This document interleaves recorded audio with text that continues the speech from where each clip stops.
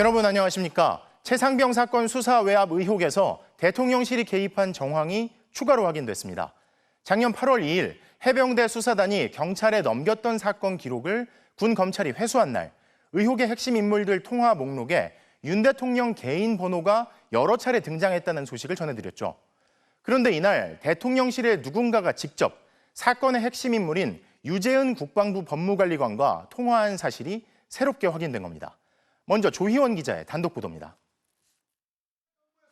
최상병 사건 기록이 경찰에 넘어갔던 지난해 8월 2일 오후 4시 59분 대통령실이 유재은 국방부 법무관리관에게 연락한 사실이 확인됐습니다. 번호는 02800으로 시작하는 유선 전화. 통화는 159초, 2분 39초 동안 이어졌습니다. MBC가 해당 번호가 어딘지 전화를 걸어 확인해봤습니다. 뭐 이제 보좌관 방이 실인데요. 그 보좌관님. 이 번호를 어떻게 아신 거죠? 자신은 국가안보실 직원이라고 했습니다.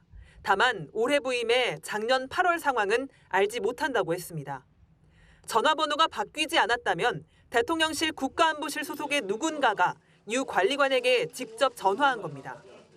이에 앞서 낮 1시 51분 유 관리관은 경찰에 직접 전화해 기록 회수 의사를 밝혔습니다. 임기훈 당시 국가안보실 국방비서관으로부터 경북경찰청에서 전화가 올 거라는 말을 들은 직후였습니다. 판단하기로는 그게 항명에 따른 무단이첩이었기 때문에 무단이첩 기록은 저는 법률. 그래서 본인이 회수하겠다고 그런 겁니다. 예, 제가 회수. 대통령실이 유 관리관에게 전화를 건 오후 4시 59분은 국방부 검찰단이 최상병 사건 기록 회수를 위해 경북경찰청으로 출발한 이후였습니다. 그리고 그날 저녁 군 검찰은 사건 기록을 회수했습니다. MBC 뉴스 조희원입니다. 이날 윤석열 대통령의 통화 내역도 추가로 확인됐습니다. 대통령과 신범철 당시 국방부 차관의 통화 내역이 추가로 나온 건데요. 휴가에 들어간 대통령이 해외 출장을 떠난 장관은 물론 차관과도 개인 전화로 수차례 직접 통화해야만 했던 이유는 무엇일까요? 이어서 구민지 기자입니다. 작년 8월 2일 오후 1시 30분 신범철 당시 국방부 차관은 윤석열 대통령의 개인 휴대전화로 먼저 전화를 걸었습니다. 8분 45초 동안 통화했습니다. 신 차관은 오후 3시 40분 다시 윤 대통령에게 전화를 걸어 3분 36초 동안 통화했습니다. 군 검찰단이 최상병 순직 사건 기록 회수를 위해 경북경찰청으로 출발한 직후였습니다. 그리고 오후 4시 21분 윤 대통령이 신 전 차관에게 전화를 건 사실은 앞서 밝혀진 바 있습니다. 군 검찰이 사건 기록 회수를 결정한 시간대 전후로 윤 대통령과 신 차관이 연락을 주고받은 겁니다. 신 전 차관은 앞서 청문회에서 이렇게 말했습니다. 차관도 지금 통화한 게 지금 나오고 있는데. 예, 아니 그거는 회수에 관련 거고 외압을 행사했다는 것은 30일 회수가 외압이죠. 회수가 외압입니다. 신 차관은 이날 조태용 당시 국가안보실장과 임기훈 당시 대통령실 국방비서관, 이시원 당시 공직기강 비서관 등 대통령실 관계자들과도 여러 차례 연락을 주고받았습니다. 윤석열 대통령은 해병대 수사단의 사건 기록이 경찰에 이첩된 직후에는 해외 출장 중이던 이종섭 당시 국방부 장관에게 전화했습니다. 통화가 3차례 이어지는 동안 박정훈 해병대 수사단장이 보직 해임됐습니다. 윤 대통령은 이 직후에는 임기훈 국방비서관에게도 전화했습니다. 그리고 임 비서관은 10여 분 뒤 유재은 관리관에게 전화했고 유 관리관은 몇 분 뒤 경찰에 전화해 기록을 회수하겠다는 의사를 밝힙니다. 윤 대통령, 임기훈, 유재은, 경찰 이렇게 통화가 이어진 겁니다. 이날 윤 대통령과 직접 통화한 인물들은 모두 통화 내용을 밝힐 수 없다는 입장이라 통화 내용에 대한 규명 요구는 더욱 거세질 걸로 보입니다. MBC 뉴스 구민지입니다. 군 검찰이 경찰에서 가져온 해병대 사건 기록은 국방부 조사본부가 재검토했는데요. 국방부 조사본부도 처음에는 해병대 수사단과 마찬가지로 임성근 전 사단장을 혐의자에 포함시키려 했죠. 그런데 이를 검토한 국방부 법무관리관실이 임 전 사단장에 대해서는 인과관계가 불명확하다며 사실상 혐의자에서 빼라는 의견을 낸 걸로 드러났습니다. 윤상문 기자가 보도합니다. 지난해 8월 14일 국방부 법무관리관실이 작성해 국방부 조사본부에 보낸 보고서입니다. 최상병 사건 재검토를 맡은 조사본부 요청으로 법무관리관실이 작성했습니다. 국방부 법무관리관실은 임성근 전 해병대 1사단장과 7여단장에 대해 혐의가 인정되지 않는다고 판단했습니다. 두 사람에 대해 안전 통제 대책을 제대로 강구하지 않는 등 과실은 있지만 사망과 인과관계가 명확하지 않다며 사실관계를 적고 관련자로 기재하라는 의견을 낸 겁니다. 반면 대대장 2명에 대해선 상급부대 지시를 위반해 입수하여 수색하도록 했다며 혐의가 인정 가능하다고 적었습니다. 당초 조사본부는 임 사단장을 혐의자에 포함해 경찰에 넘겨야 한다는 의견을 냈지만 이에 대해 법무관리관실이 혐의자에서 빼라는 의견을 낸 겁니다. 국방부 검찰단 역시 임 사단장에 대해 과실은 있지만 사망과 인과관계를 판단하기 어렵다며 대대장 2명만 혐의가 인정된다는 의견을 낸 것으로 전해졌습니다. 결국 국방부 조사본부는 8월 24일 사건을 경찰에 넘기면서 법무관리관실과 검찰단 의견대로 대대장 2명에 대해서만 혐의자로 적시했습니다. 고위공직자 범죄수사처는 이종섭 전 국방부 장관이 조사본부 책임자들에게 재검토를 명령할 당시 유재은 법무관리관과 김동혁 검찰단장 의견을 들으라는 취지로 지시했다는 진술을 확보했습니다. 이에 대해 법률가인 군검찰과 군법무관리관의 의견을 들으라 한 것일 뿐 설령 가이드라인을 제시했다 하더라도 장관의 권한으로 전혀 문제가 없다는 게 이종섭 전 장관 측 입장입니다. 공수처는 조사본부 재검토 과정에서 이 전 장관이나 대통령실 등 윗선에 외압이 있었던 것 아닌지 수사하고 있습니다. MBC 뉴스 윤상문입니다. 임성근 전 해병대 1사단장이 국회 청문회에서 모른다고 했던 인물이 있습니다. 김건희 여사 계좌를 도이치모터스 주가 조작에 이용하다 유죄 판결을 받은 민간인 이모 씨죠. 그런데 이 씨가 포함된 채팅방에서 임 사단장 부대를 방문하는 골프 모임이 추진됐다는 사실이 드러났습니다. 당사자들은 어떤 입장일까요? 이준희 기자입니다. 지난주 최상병 특검법 청문회. 해병대 출신이고 본인하고 골프 모임도 자주 온다고 알려져 있는데 모릅니까? 한 번도 골프를 친 적도 없고 전혀 저 인원은 모릅니다. 이름이 언급된 이모 씨는 도이치모터스 주가 조작 사건에서 유죄를 선고받은 인물로 미등록 투자자문사 블랙펄 인베스트 대표 출신입니다. 이 회사 PC에서는 김건희라는 제목의 엑셀 파일도 나왔습니다. MBC가 확보한 카카오톡 대화방 캡처 파일입니다. 이 씨 등 해병대 출신 5명이 있었는데 작년 5월이나 6월 포항 해병대 1사단에서 초대한다며 사단장 참모들과 1박 2일 골프와 저녁을 하자는 제안이 나옵니다. 이 씨는 오라며 긍정적으로 답합니다. 당시 1사단장이 임성근 전 사단장입니다. 날짜가 6월 2, 3일로 확정됐다며 세부 일정까지 나와 있습니다. 이 씨는 체크하겠다고 답했습니다. 하지만 이 계획을 주도한 인사는 MBC에 참여가 저조해 실제 모임은 성사되지 않았다고 했습니다. 또 자신은 임 전 사단장을 2008년 청와대 근무 이후부터 알았지만 골프 모임은 임 전 사단장과 사전에 상의하지는 않았다고 했습니다. 임 전 사단장도 입장문을 내고 골프 모임 추진 자체를 알지 못했고 이 씨도 모르는 사람이라고 했습니다. 이 씨를 둘러싼 의혹은 또 있습니다. 채팅방에 있던 한 사람은 MBC에 이 씨가 평소 김건희 여사를 잘 안다는 취지로 얘기했다고 했습니다. 이 씨가 운영하던 회사를 찾아가 봤지만 영업을 하지 않고 있었습니다. 이 씨는 자신은 골프 자체를 하지 않고 임 전 사단장도 모른다고 했습니다. 아니 다른 사람들이 골프하게 하는 거 그걸 저한테 뭘 물어봐요. 임성근 사단장님 모르세요? 모릅니다. 하지만 김 여사를 안다고 주변에 이야기한 게 맞는지 언제 어떻게 알게 된 건지 주가 조작 과정에서도 연락한 적이 있는지 등에 대해서는 답을 하지 않았습니다. MBC 뉴스 이준입니다. 이런 가운데 최상병 특검법은 다음 주 화요일 국회 본회의에 상정될 걸로 보입니다. 원구성에 합의한 여야가 다음 주부터 대정부 질문을 하기로 했는데 그 첫날에 민주당이 특검법 처리 방침을 밝힌 겁니다.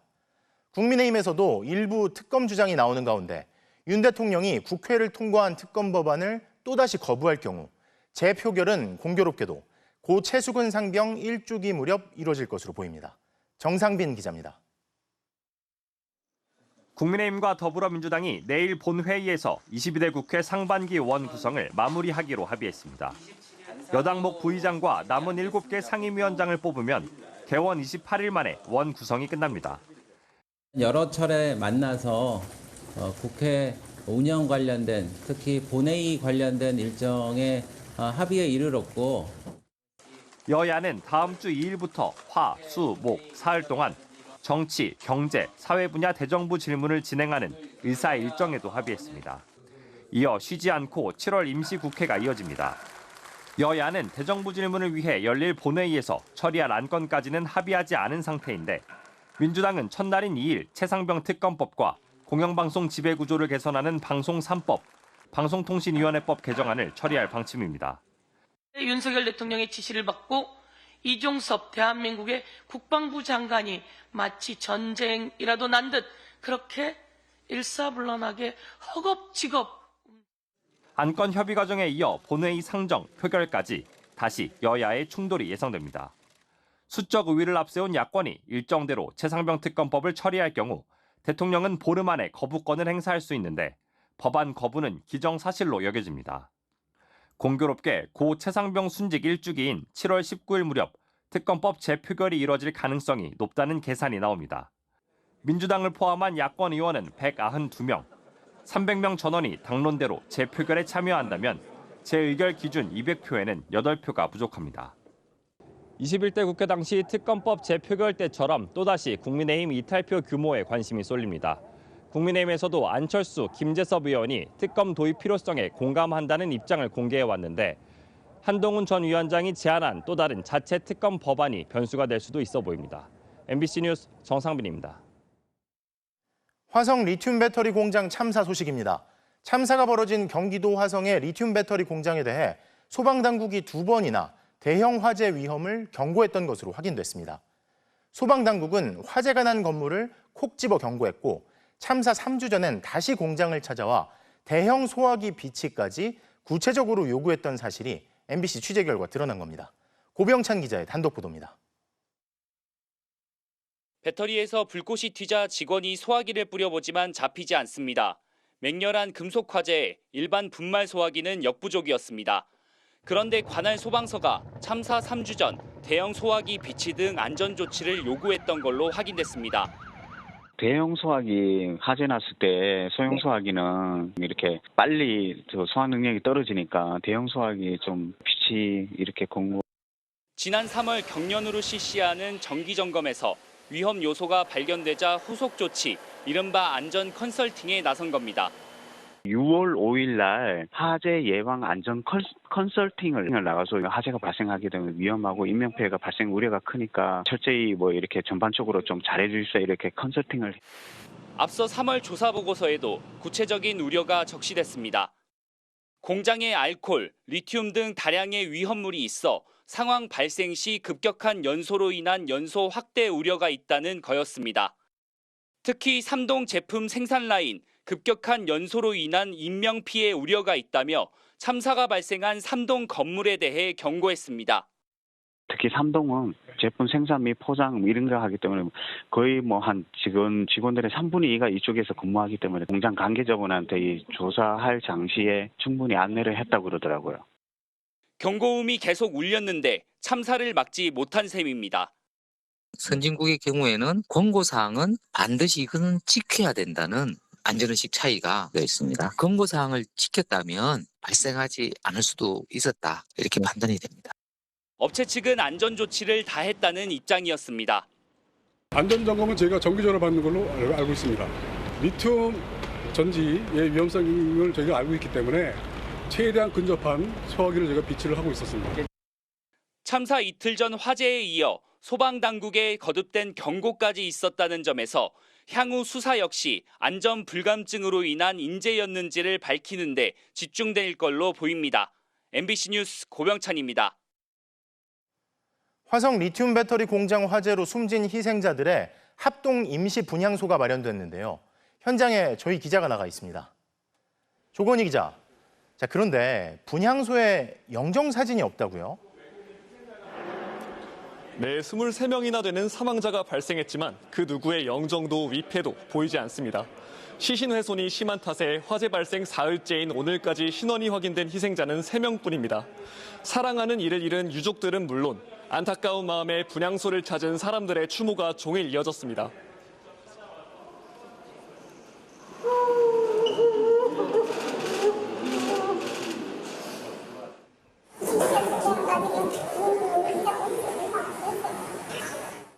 가족들을 위해서, 나라를 위해서 이국 멀리에서 일하시다가 돌아가셔서 감정이입이 좀 되고요. 너무 마음이 아프고. 유족들은 신원이 확인될 때까지 이곳 분향소 옆에 마련된 임시 쉼터에서 머무르고 있습니다. 신원 확인은 유족의 DNA와 시신에서 채취한 DNA를 대조하는 방식으로 이뤄지는데요. 이미 희생자 DNA 채취는 부검과 함께 모두 끝난 상태여서 검경 합동수사본부는 유족의 DNA 확보를 서두르고 있습니다. 또 부검 결과와 관련해 국립과학수사연구원은 23명 모두 질식사했다는 소견을 수사본부에 전달했습니다. 자, 분향소가 차려졌는데 사진도 위패도 없다. 그리고 조 기자, 이번 화재에는 중대재해처벌법도 적용이 될 텐데 인력 파견 업체의 경우에는 보험을 제대로 안 들었다, 이런 얘기도 나온다면서요? 네, 경찰은 고용노동부와 함께 오늘 오후 아리셀 공장 등에 대한 압수수색을 진행하며 강제 수사에 착수했는데요. 압수수색 대상은 아리셀 공장과 대표이사 사무실, 외국인 노동자 파견 업체인 메이셀, 안산 한신다이아 사무실 등 3개 업체 5곳입니다. 압수수색은 오후 4시부터 동시다발로 시작돼 3시간 넘게 이어졌는데요.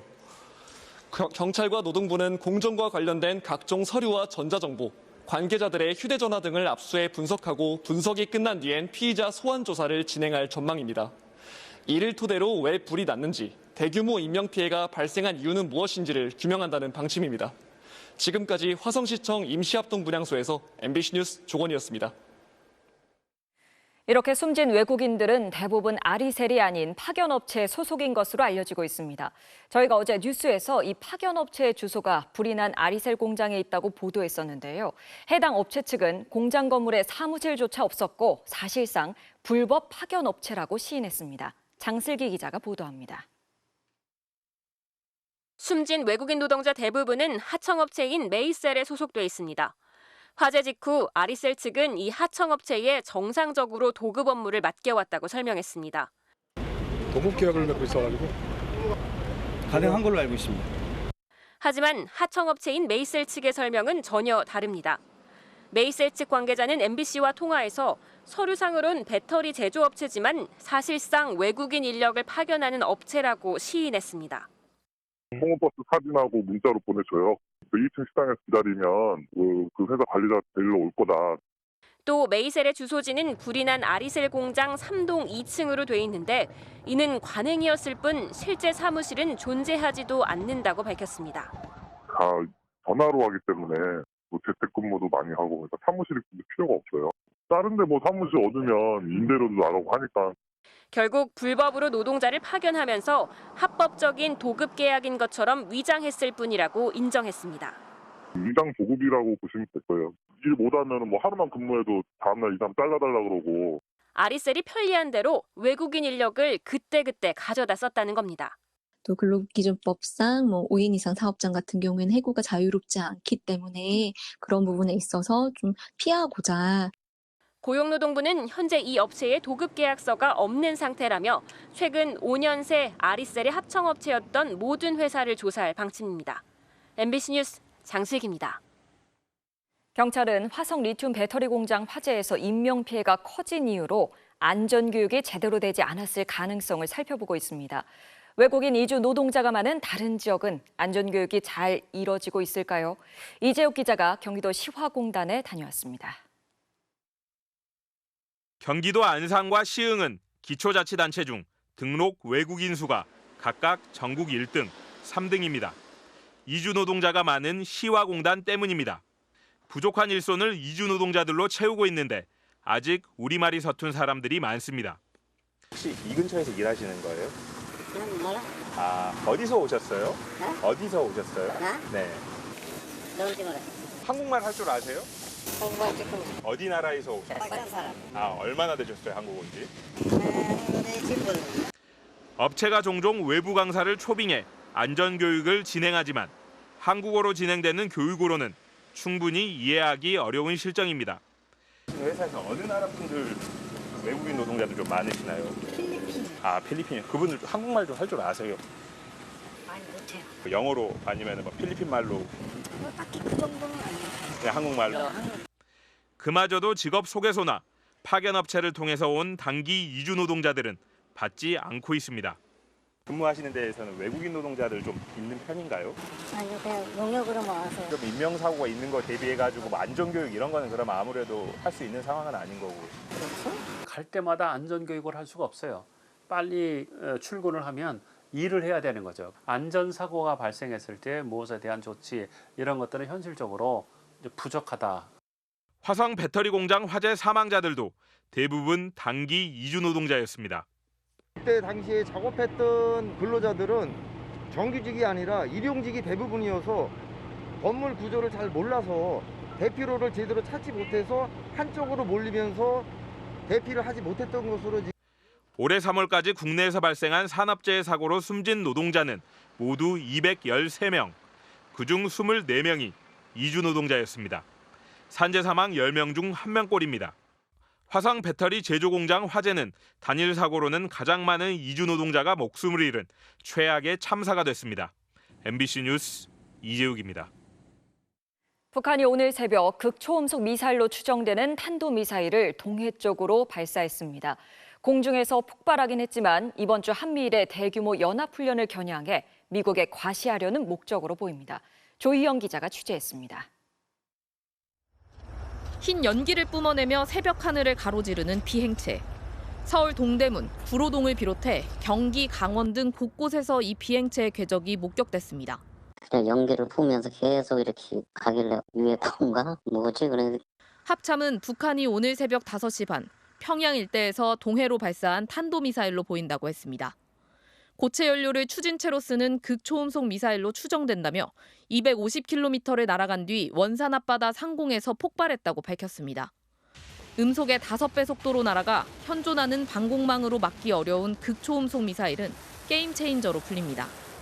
극초음속 미사일 시험을 지속해온 북한은 지난 1월과 4월엔 고체 연료를 사용한 시험 발사에 성공했다고 밝혔습니다.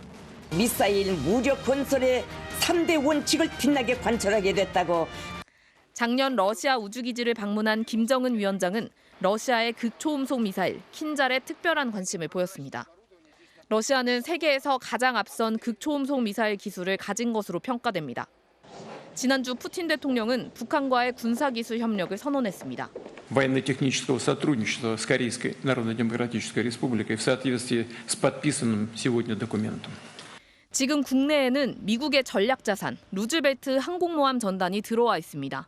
항공모함을 칠 수 있는 사거리를 어느 정도 갖고 있고 변칙성을 갖고 있기 때문에 요격하기 힘들고 새로 보완한 모델을 지금 내가 개발 중이야라는 것을 이쪽에 어떻게든 과시하는 목적.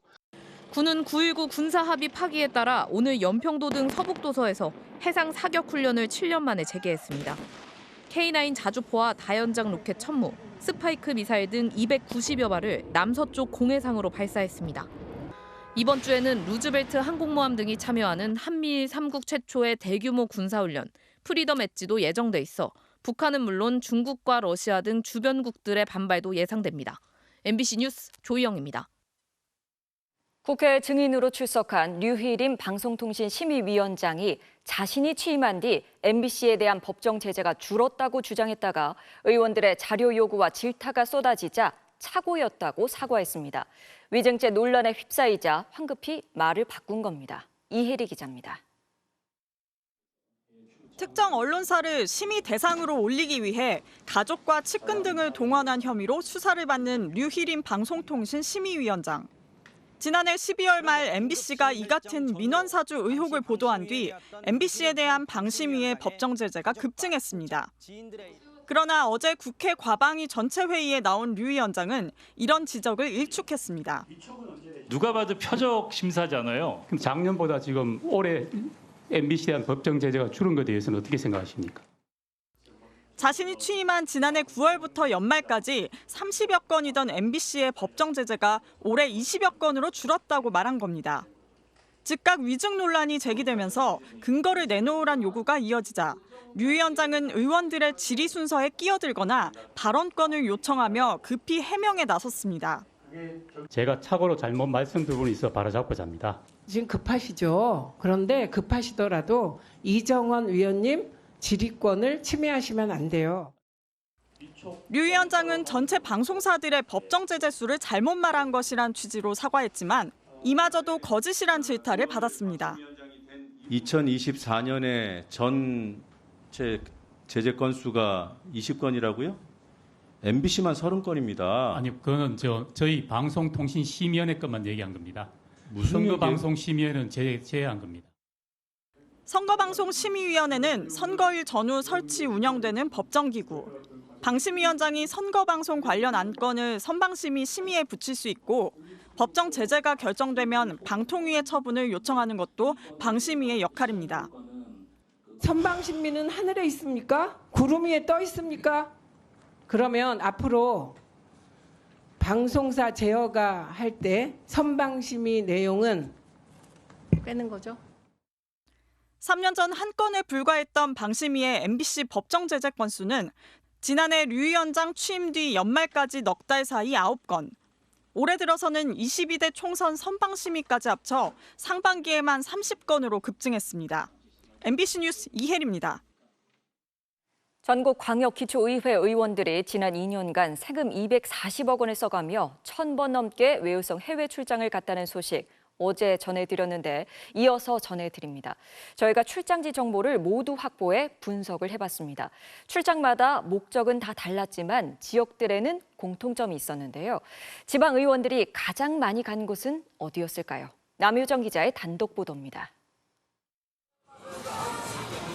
밤거리를 가득 메운 화려한 네온사인 불빛과 요란한 음악 소리. 수많은 유흥업소들이 밀집해 있어 일본 최대 활락가로 꼽히는 도쿄 신주쿠의 가부키초. 지난달 인구 소멸 대응과 도시 재생 방안 등을 찾겠다며 일본에 간 경기도 안산시의회는 방문 일정에 이곳을 넣었습니다. 이게 상권이라고 알고 있어서 그 주변에 이제 주차시설 같은 것도 좀 배치만 기능하려고 안 간 것 같은데. 지난 2월 대기자원 관리와 지방 소멸 방안 등을 찾겠다며 일본을 방문한 경북 영덕군의회 일정에도 이곳이 등장합니다. 처음에 우리가 용한 줄 몰랐는데 용화를 빼가지고 우리가 일정을 취소해버렸습니다. 저마다 다양한 목적을 내세우며 해외 연수를 다녀온 지방의회 의원들. 대체 어디를 갔다 온 건지 지난 2년간의 방문지를 모두 모아봤습니다. 먼저 나라별로 살펴봤는데요. 지도에서 붉은색이 진하게 표시될수록 의원들의 방문 횟수가 많은 나라입니다. 가장 붉은색으로 표시되는 나라, 일본입니다. 지난 2년 동안 전국 각 시군구 의회에서 모두 177번 방문했습니다. 96번 방문한 독일과 싱가포르가 공동 2위였고 또 호주, 프랑스, 중국 등이 그 뒤를 이었습니다. 모두 해외여행지로 인기가 많은 나라들이죠. 중요한 건 그 나라에 어디를 가서 무엇을 배웠느냐일 텐데요. 그래서 방문지도 더 세분화해봤습니다. 먼저 지방의회 의원들이 가장 많이 찾은 일본에서 방문 1위를 차지한 곳, 바로 오사카 성입니다. 오사카 관광의 필수 코스죠. 총 21차례 방문했고요. 2위는 어디일까요? 교토를 대표하는 관광지 청수사입니다. 3등 역시 오사카 관광에서 빼놓을 수 없는 곳, 도톤보리입니다. 그럼 일본에 이어 두 번째 많이 방문한 나라인 독일도 살펴볼까요? 지방의회 의원들이 독일에서 가장 많이 간 곳, 프랑크푸르트 여행의 중심지인 레머 광장입니다. 그 다음으로 중세시대 성인 하이델베르크 고성, 또 산책로로 유명한 철학자의 길이 공동 2위를 차지했습니다. 역시 하나같이 대표적인 관광지들입니다. 관광지를 찾아간 의원들은 구색을 맞추기 위해 해당 지역의 기관 한두 곳을 방문하는 게 일반적입니다. 지역의 관광업 비중이 낮은데도 관광산업 등을 살핀다며 스페인과 포르투갈로 7박 9일 출장을 간 강원도 양구군 의회. 외유 논란을 의식한 듯 관광도시 론다에서 시의회를, 세비야에서는 농식품 협동조합을 방문했습니다. 안보 관광이나 관광밖에 없다고 생각하기 때문에 배우러 간 거고. 양구군이랑 좀 상황이 비슷한 접경 지역에 있는 관광지를 가셔야 맞는 거 아닌가요? 그게 뭐 입맛에 딱 맞게 그렇게 준비되어 있는 것도 아니고요. 일정 내내 대놓고 관광지만 들른 의회들도 있습니다. 수변 공간 조성 방법 등을 배운다며 프랑스로 6박 8일 출장을 간 전북 완주군 의회. 방문 일정을 보니 루브르 박물관과 몽생미셸 등 유명 관광지로만 꽉 차 있습니다. 만경강이랑 세느강이 어떤 점에서 좀 유사점이 있었나요? 유사점은 좀 없는 것 같은데 이제 도시에 강이 있다는 거에 대해서 이렇게 현지 기관 방문 하나 없이 오직 관광지만 일정에 넣은 의회는 17곳에 이릅니다. MBC 뉴스 남효정입니다. 이런 외유성 해외 출장이 근절되지 않는 이유는 무엇일까요? 각 지방의회는 해외 출장 전 외부인으로 구성된 심사위원회의 검증을 받아야 합니다. 지난 2년간 1000건이 넘는 심사 중 심사를 통과하지 못한 경우는 단 한 건뿐이었습니다. 이어서 조국현 기자의 단독 보도입니다. 대구 달서구 의회 김해철 의장. 지난달 6박 8일 일정으로 호주와 뉴질랜드로 국외 공무 출장을 다녀온 달서구 의원들의 음주 연수 파문에 뒤늦게 사과했습니다. 출장 간 의원들은 인천공항으로 가는 버스에서부터 시작해 연수 기간 내내 음주를 즐겼습니다. 의장으로서 진심으로 죄송하다는 말씀을. 의장석을 내려온 김 의장. 취재진을 만나고는 말이 바뀝니다. 개선이 많이 되었습니다. 국외 공무심사위원회를 통해 가지고 계획대로 추진이 되었습니다. 출장 계획이 심사를 통과한 만큼 문제될 건 없다는 얘기입니다. 당시 심사위 회의록을 살펴봤습니다. 출장지와 달서구의 연관성을 의심하는 질문부터 방문기관 섭외가 아직도 하나도 안 됐다. 일반적인 관광으로 볼 수밖에 없다는 등 질타가 쏟아집니다. 하지만 결과는 4대2 가결. 비판은 소수 의견으로 묵살됐고 당초 계획대로 진행된 해외 출장은 결국 음주 파문으로 마무리됐습니다. 지난달 6박 8일 일정으로 호주, 뉴질랜드를 방문하기로 한 충북 단양군 의회의 계획서를 살핀 한 심사위원. 호주까지 가서 오페라 하우스, 하버 브리지 안 갈 거냐? 좋은 데가 많은데 정말 안 갈 거냐고 거듭 묻더니 외부 비판 등의 피해의식 갖지 말고 당당하게 가라고 부추깁니다. 지난해 11월 광주 남구의회의 4박 5일 대만 출장 계획을 점검한 한 위원은 의원들은 놀아도 나라 밖에서 놀아야 한다고 말합니다. 검증은커녕 아예 외유를 독려하는 현실. 심사위원 구성에서부터 예견된 일입니다. 의장이 지명한 사람 또는 전직 공무원이나 유관기관 단체장 등 지역의 이해 관계자들이 심사위에 발탁됩니다. 야박하게 좀 심사를 이렇게 할 수 없는 상황이 되는 거죠. 그래서 다 이게 이제 누가 반대를 한다 뭐 이렇게 하면 소문이 나고 이러다 보니까 최종적으로는 잘 이렇게 뭐 열심히 다녀오시라. 지난 2년간 심사위 문턱을 넘지 못해 출장이 취소된 건 지난해 6월 호주, 뉴질랜드를 방문하려 한 부산 북구의회 단 한 곳뿐. 관광지 방문 일색인데다 부산 시내 다른 기초의회와 일정이 유사해 여행사와의 유착 등도 의심된다는 이유입니다. 도저히 이제 좀 용인할 수 없다. 이거는 좀 뭔가 이제 경종을 좀 울려야 되는 차원에서 이렇게 뭐 부결 결정을 하. 심사위가 마지막 견제 장치 역할을 못하는 사이 해마다 100억 넘는 세금이 나라 밖에 뿌려지고 있습니다. MBC 뉴스 조국현입니다. 지난 총선 당시에 검찰 개혁을 공약으로 냈던 조국혁신당이 정치검찰을 해체하겠다며 구체적인 검찰개혁 법안을 내놨습니다.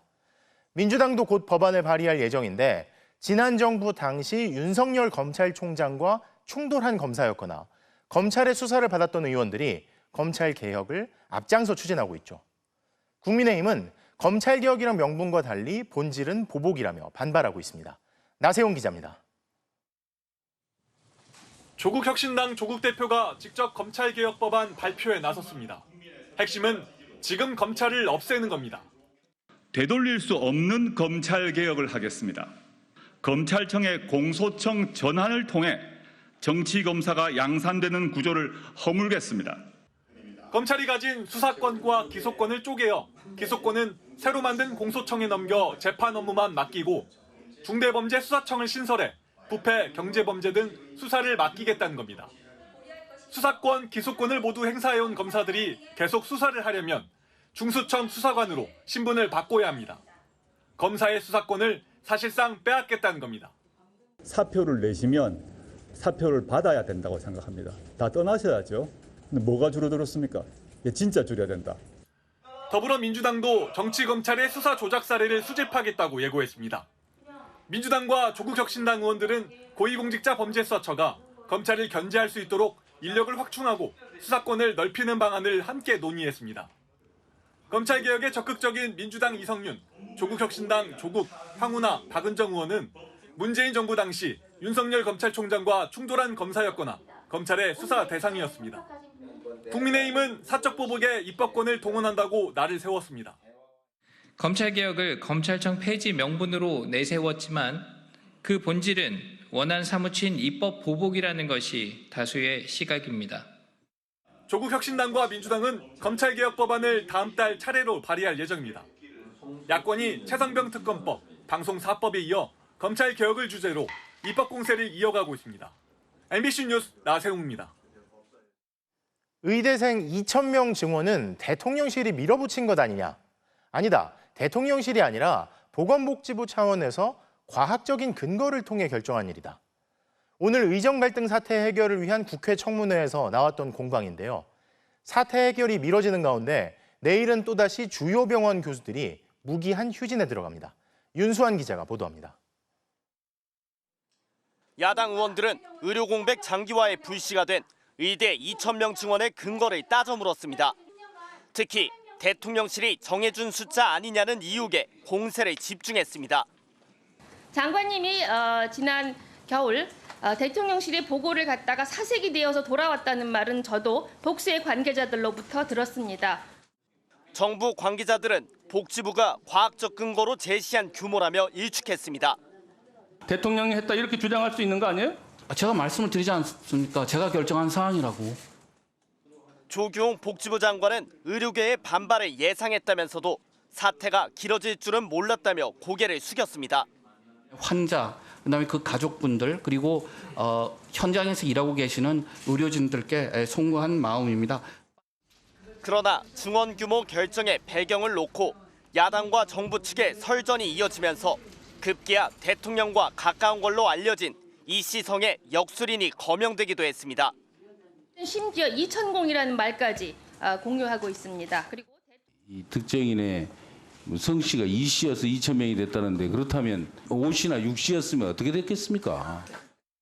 환자단체는 실질적인 피해 대응책을 촉구했고 여당에서도 정부의 준비 부족을 지적했습니다.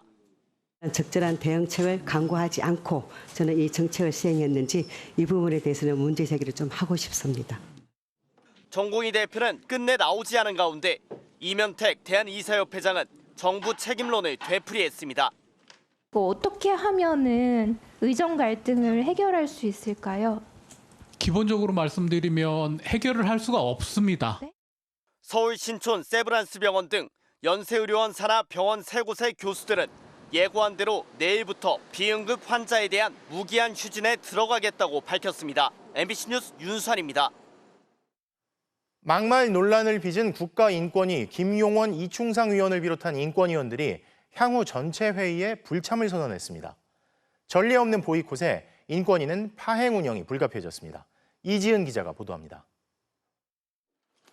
국가인권위원회 인권위원 6명이 전원위원회 참석 거부를 선언하는 자리. 최근 기레기, 인권 장사치 등 막말로 물의를 일으킨 김용원 상임위원에 대한 날선 질문이 초반부터 이어졌습니다. 비공개 회의에서의 발언 얘기는 하지만 인권위원으로서는 다소 부적절한 측면이 있었다고 생각하고. 그러니까 비공개 회의가 아니라 공개 회의에서 저희가 들었던 건데 저희한테도 그런 사과를 하셔야 되는 거 아닌가요? 이들이 인권위 사상 첫 회의 보이콧을 선언한 건 자신들이 요구한 안건을 인권위원장이 표결에 붙이지 않았다는 이유에서입니다. 이들 요구의 핵심은 소위원회 구성을 3명에서 4명으로 늘리고 1명이라도 반대하면 앞으로는 기각할 수 있도록 하자는 겁니다. 진정인의 인권, 피진정인의 인권을 진정으로 고려한다면 우리 의견이 빨리 의결돼야 하고 지금까진 3명 모두 합의하지 않으면 안건을 전원위에 올려 논의하는 게 관례였습니다. 그런데 이들이 요구한 대로 바뀌면 자신들이 원치 않는 안건은 전원위에 올리지 않고 기각할 수 있게 됩니다. 실제로 지난해 8월 수요 집회 참가자들이 보수단체 방해를 막아달라며 낸 진정은 이런 논리로 기각됐습니다. 당시 소위 위원장이었던 김용원 의원은 안건 기각을 반대한 위원 한 명의 의견을 묵살하고 기각 결정을 내렸습니다. 곧바로 규정 위반 논란이 일자 아예 규정을 고치겠다고 나선 겁니다. 하기 싫은 거 기각해놓고 이거 지금 정당화하려고 하는 거 아니에요? 민주주의의 핵심적인 원리는 다수결의 원칙이라고 생각합니다. 인권위 안팎에선 우려가 쏟아졌습니다. 산수 문제 푸는 것보다 더 쉽게 기각 결정을 한다라면 국가인권 옹호기관으로서의 기능은 사실상 사라지는 것이라고 생각하고 인권위 공무원 노조는 논평을 내고 사회적 소수자에게 부정적인 영향을 미칠 거라며 위원들의 회의 참석 거부를 규탄했습니다. MBC 뉴스 이지은입니다. 국민의힘 전당대회를 앞두고 한동훈 전 비대위원장에 대한 견제가 본격화되고 있습니다. 가장 앞장선 홍준표 대구시장은 총선 패배의 주범, 본인 특검 받을 준비나 하라며 다른 주자들은 만나면서도 한 전 위원장의 요청은 거절했고 친윤계 인사들도 거리두기에 나서는 모양새인데요. 당내 비토 여론이 나오는 가운데 과연 이번에도 윤심이 변수로 작용할지 주목됩니다. 김민형 기자입니다. 홍준표 대구시장이 국민의힘 당대표 선거에 출마한 원희룡 전 국토부 장관을 만났습니다. 홍 시장은 원 전 장관을 추켜 세웠지만 당을 오래 지킨 사람, 당을 아는 사람, 그런 사람이 당대표가 돼야지. 대화의 주인공은 따로 있었습니다. 바로 한동훈 전 비상대책위원장입니다. 홍준표 시장은 총선을 참패한 사람이 당대표 선거에 나오는 것 자체가 말이 안 된다면서 한 전 위원장을 겨냥했습니다. 이 친구, 애라는 표현까지 썼습니다. 당내 선거에서도 이상한 애가 당선이 됐고 그다음부터는 정부 여당이 같이 몰아가는 겁니다. 홍 시장은 앞서 나경원, 윤상현 의원에 이어 오늘 원희룡 전 장관까지 당권주자 4명 중 3명을 만났지만 한동훈 전 위원장의 면담 요청은 2번 모두 거절했습니다. 한 전 위원장도 면담을 더 시도하기가 어렵지 않겠냐는 입장입니다. 본인이 만나기 싫다고 하시니 제가 뵙기 어렵지 않겠습니까? 친윤 세력을 중심으로 한동훈 후보에 대한 견제를 넘어 노골적인 비토에 나선 모습입니다. 하지만 고민이 적지 않습니다. 한 후보가 최근 여론조사에서 일반 국민들은 물론 여당 지지층 내에서도 다른 후보를 크게 앞서는 것으로 나왔기 때문입니다. 결국 원희룡 전 장관은 무엇이든지 열려있다며 단일화 시도 가능성까지 암시했습니다. 지난 당대표 선거에서 이른바 윤심은 막강한 영향력을 행사했습니다. 이번에도 과연 그게 통할지 주목되는 가운데 대통령 지지율이 바닥인 상황에서 윤심만으로는 역부족일 거라는 전망도 나오고 있습니다. MBC 뉴스 김민영입니다. 서울시가 광화문 광장에 100m 높이의 초대형 태극기를 개항합니다. 광화문을 국가 상징 공간으로 조성하겠다는 계획인데 110억 원의 예산이 투입됩니다. 시민들 반응은 어떨까요? 이문현 기자가 보도합니다. 서울시가 광화문 광장에 세우겠다는 대형 태극기 개항대입니다. 세종대왕 동상의 북서쪽 4개 정원에 설치됩니다. 개항대 높이는 100m로 주변에서 가장 높은 건물인 외교부 청사 92m보다 더 높습니다. 태극기 크기는 가로 21m, 세로 14m에 이릅니다. 개항대 아래엔 15m 높이의 전광판과 영원한 애국과 불멸을 상징하는 꺼지지 않는 불꽃도 설치합니다. 대한민국의 정체성을 간직한 국가 상징 공간을 만들겠다는 게 서울시의 설명입니다.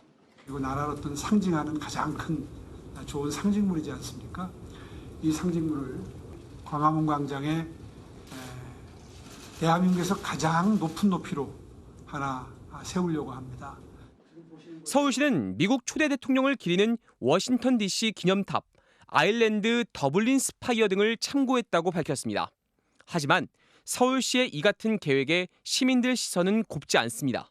하늘이 이렇게 뻥 뚫리게 보인다는 게 가장 큰 장점이어서 자주 오게 되는데 이렇게 좀 높은 개양대가 있게 되면 좀 광화문 거리와 어울리지 않는다고 생각했어요.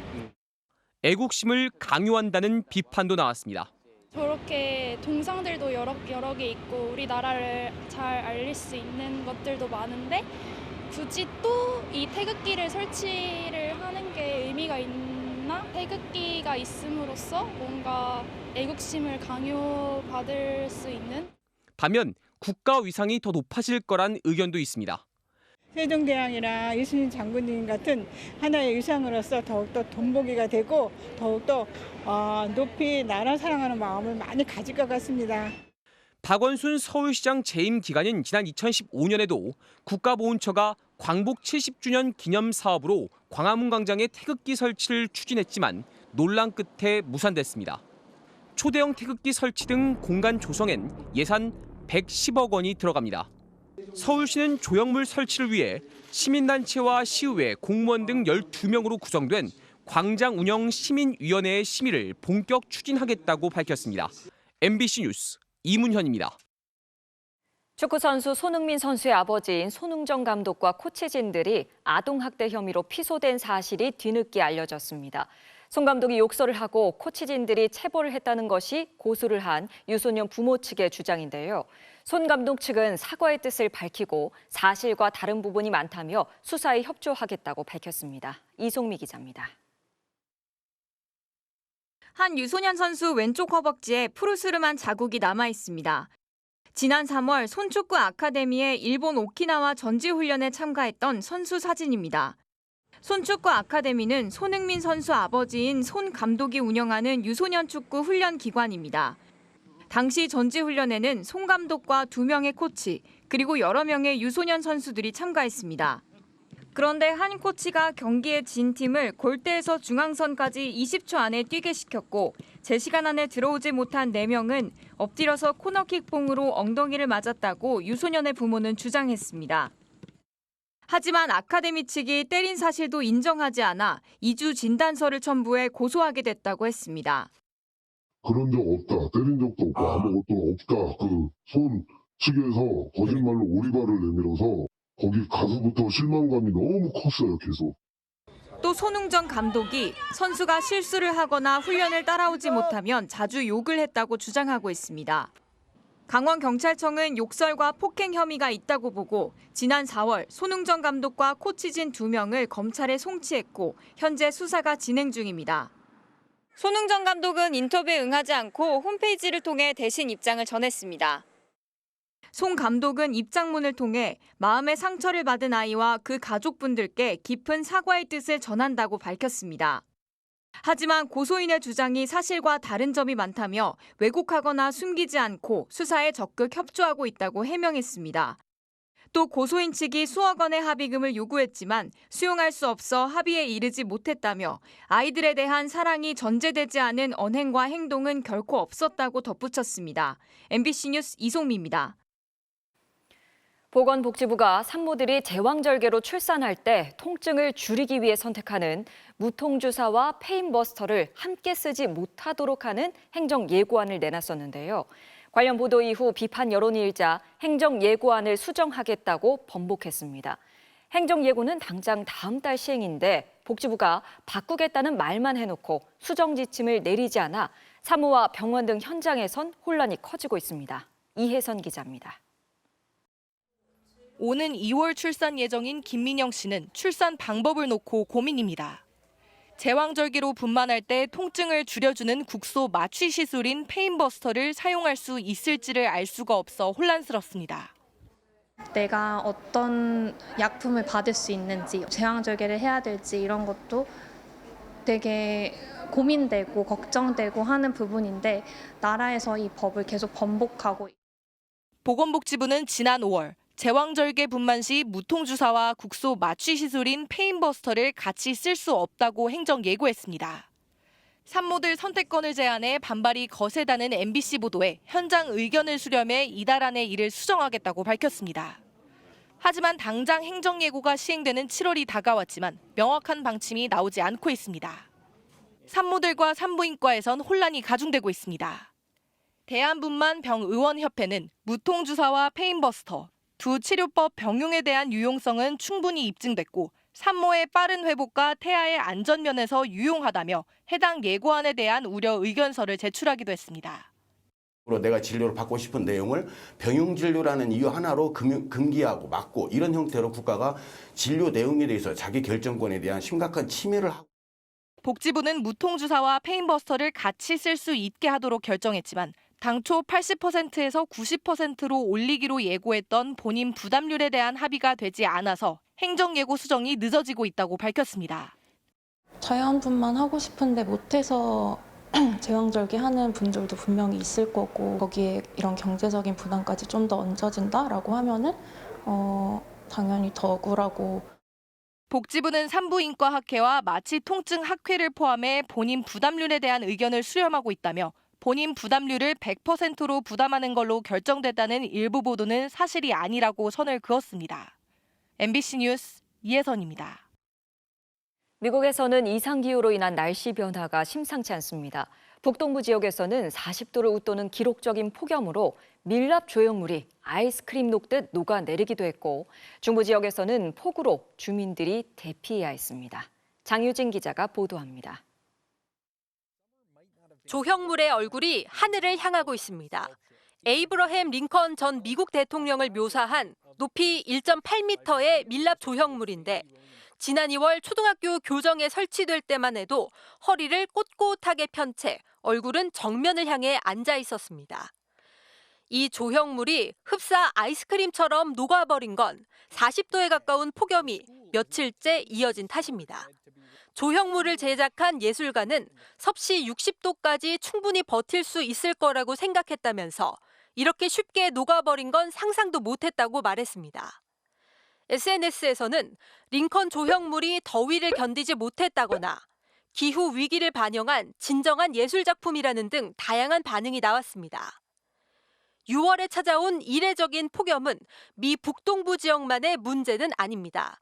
미국 전역에서 1,500만 명이 폭염 경보, 9천만 명이 폭염 주의보의 영향을 받고 있다는 분석 결과도 나왔습니다. 이상 기후로 인한 피해는 이곳뿐만이 아닙니다. 미국 중부의 미네소타 주에서는 기록적인 폭우로 댐이 범람하면서 마을 주민이 대피하는 일까지 벌어졌습니다. We never ever thought in a million years this would ever happen, and here it is. 사우스 다코타에서는 폭우로 불어난 강물에 다리가 무너지거나 주택이 침수하면서 일부 지역에 비상사태가 선포되기도 했습니다. And now it's completely different than it ever will be again and ever has been. It's significant. It's a significant change. 폭염과 홍수 등 극한의 날씨가 동시다발적으로 발생하면서 기후 변화에 대한 위기감이 커지고 있습니다. MBC 뉴스 장유진입니다.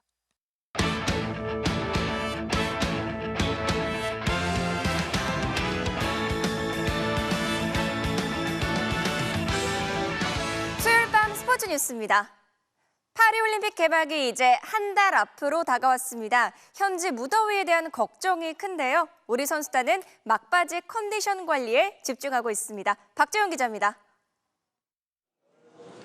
파리올림픽에 출전하는 국가대표 선수는 21개 종목에서 최대 142명. 1976년 몬트리올 대회 이후 가장 적은 규모입니다. 목표도 금메달 5개 이상과 종합 15위로 보수적으로 잡았습니다. 선수들은 그 이상도 가능하다며 힘차게 결의를 다졌습니다. 네, 저번에 도쿄올림픽 때처럼 이어서 이번 파리올림픽에서도 경기 중에 화이팅 크게 외칠 거고요. 더 자신 있는 모습을 보여드리도록 하겠습니다. 저는 무관중보다 유관중으로 이렇게 시합을 하는 게 좀 더 힘이나 시너지 효과를 많이 얻는 것 같아서 굉장히 그 부분은 긍정적으로 보고 있어서. 남은 한 달 동안 최우선 과제는 컨디션 관리. 현지에서 역대 최악의 폭염이 예상되는 데다가 대회 조직위가 친환경 올림픽을 위해 선수촌에 에어컨을 가동하지 않기로 하면서 대한체육회는 선수들이 최상의 몸 상태를 유지할 수 있도록 쿨링 조끼까지 준비했습니다. 선수단이 파리올림픽에서 입게 될 쿨링 조끼입니다. 선수들은 개인당 한 벌씩 지급되는 이 쿨링 조끼를 입고 파리의 무더운 날씨에 대비합니다. 기본적으로 18도라는 온도에서 얼어버리는 얼음이라고 생각하시면 됩니다. 2시간 정도에서 3시간 정도는 일정하게 그래도 유지를 해주는 그런. 이제 써봤는데 시원하긴 한데 좀 그 지속 기간이 좀 짧더라고요. 네, 그래가지고 가면 일단 얼음부터 사야 되지 않을까 싶습니다. 네. 또 런던 올림픽 이후 12년 만에 파리 인근에 이른바 훈련 캠프를 마련해 선수들은 개막 2주 전부터 적응 훈련을 하면서 경기에만 집중할 계획입니다. 오늘 이후 선수촌에서 외부 접촉을 차단하고 마지막 담금질에 돌입하는 선수단은 다음 달 11일부터 차례로 출국할 예정입니다. 도쿄가 있어서 이번 파리올림픽이 저는 더 설레고 기대가 되고 저도 그날 제가 어떻게 너무 잘할 것 같아서 아주 설렙니다. MBC 뉴스 박재웅입니다. 어제 프로야구 사직구장에서는 보고도 믿기가 힘든 말 그대로 역대급 승부가 벌어졌는데요. 무려 13점 차가 뒤집힌 가운데 5시간 20분에 걸쳐 펼쳐진 피말렸던 무승부. 이명노 기자가 재구성했습니다. 처음엔 일방적이었습니다. 전날 술자리 논란에 휘말린 롯데 선발 나균환이 6타자 연속 아웃 하나 잡지 못하고 1회에만 5실점했습니다. 2회 석점을 더 내준 뒤 강판된 나균환에게 홈팬들의 야유가 쏟아졌고 바뀐 투수도 기아 타선을 막지 못해 점수는 14대 1까지 벌어졌습니다. 이미 기울어진 줄 알았는데 4회 말 김도영의 실책부터 상황이 달라졌습니다. 롯데가 한 점 한 점 따라가기 시작했고 급기야 고승민의 말루 홈런이 터지면서 14대 7. 6회엔 정훈의 석점포로 14대 12, 2점 차 승부로 돌변했습니다. 기아 이범호 감독의 표정은 굳었고 김태형 감독은 보기 드문 미소를 보였습니다. 결국 7회 말 믿기 힘든 역전까지 이뤄졌습니다. 6.25 대첩 자이언츠가 14대 1을 15대 14로 뒤집습니다. 이대로 끝나면 한미일 최다 점수차 역전승 신기록. 하지만 8회 기아가 한 점을 추가해 동점이 되자 김태형 감독은 선수보다 빨리 뛰쳐나와 흐름을 정리할 만큼 절실한 모습을 보였고 이후 윤동희의 슈퍼캐치가 나오는 등 명장면까지 이어졌습니다. 연장으로 이어진 승부는 갑자기 투수전으로 바뀌었고 서율이 먼저 끝날까요? 경기가 먼저 끝날까요? 관중마저 지친 끝에 결국 15대 15 역대 최다 득점 무승부로 끝났습니다. 올 시즌 최장 시간인 무려 5시간 20분의 혈투. 완승을 예감했던 기아, 역사적인 역전승을 기대했던 롯데 모두 아쉬움만 남았습니다. 공교롭게 잠실에서는 LG 켈리가 1안타 완봉 투구를 펼치면서 올 시즌 최단 시간인 2시간 4분 만에 경기가 끝나 극명한 대조를 이뤘습니다. 한편 롯데는 나균환을 1군에서 말소하고 구단 내규에 따라 징계를 검토하기로 했습니다. MBC 뉴스 이명노입니다.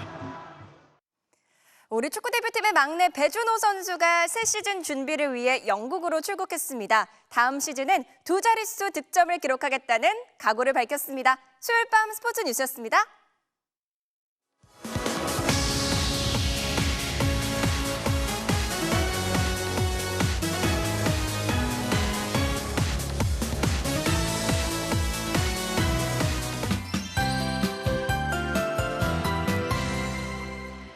선선했던 어제와 다르게 오늘은 다시 뜨거운 여름 날씨로 돌아왔습니다. 지금 이 모습은 오늘 서울숲인데요. 이 푸른 하늘이 마치 거울에 비춰지듯 수면 위에 그대로 담겼습니다.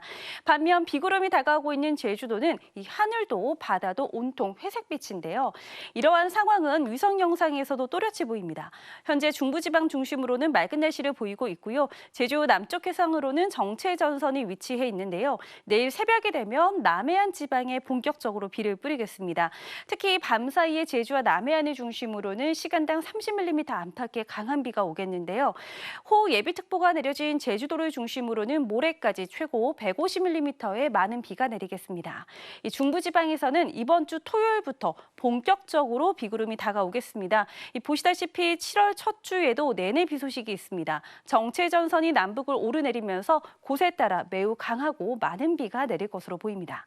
내일도 중부지방은 대체로 맑겠고 남부지방과 제주도는 흐리겠습니다. 아침 최저 기온은 서울이 21도 등으로 오늘보다 높겠고요. 낮 최고 기온은 서울과 대전, 춘천이 32도까지 오르는 등 중부지방이 오늘보다 더워질 전망입니다. 날씨였습니다. 수요일 뉴스데스크 오늘 순서 여기서 마치겠습니다. 함께해 주신 여러분 고맙습니다.